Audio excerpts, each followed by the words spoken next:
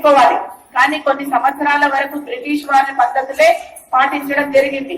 ఆ తర్వాత మన రాజ్యాంగాన్ని రాసుకోవడము జరిగింది. విద్యార్థులు 3 విషయాలు బాగా గమనించుకోవాలి. ఈ రోజు ఏంటి ప్రాముఖ్యత, ఎవరి గురించి గుర్తు చేసుకుంటున్నాము, మనం ఏం చేయాలి, ఈ 3 విషయాలు నేర్చుకోవాలి. ఈ రోజు గణతంత్ర దినోత్సవము. మరి గణతంత్ర దినోత్సవము ఏ రోజు నుంచి మనకు వచ్చింది అంటే 1950 జనవరి 26 నుంచి అమల్లోనికి వచ్చింది. మరి బాబాసాహెబ్ అంబేద్కర్ గారి ఫోటో చూస్తే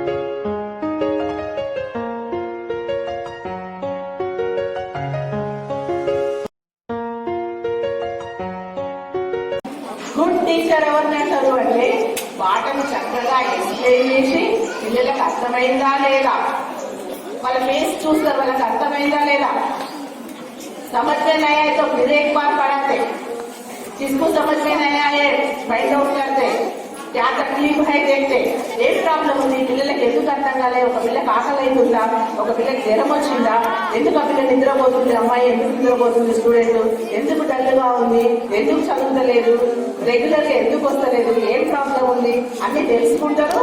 తర్వాత పాఠం అర్థం కాకపోతే ఏ రకంగా చెప్తే బాగా అర్థమవుతుందో, ఏమైనా ఎక్స్పెరిమెంట్ చూపించాలన్నా, మోడల్ చూపించాలన్నా, చార్ట్ చూపించాలన్నా, బోర్డు మీద పటం వేయాలన్నా, ఏంటి అని బాగా ఎక్స్ప్లెయిన్ చేసి విద్యార్థులకు అర్థమయ్యే వరకు చెప్పే టీచర్ ఏమంటారంటే గుడ్ టీచర్ అంటారు.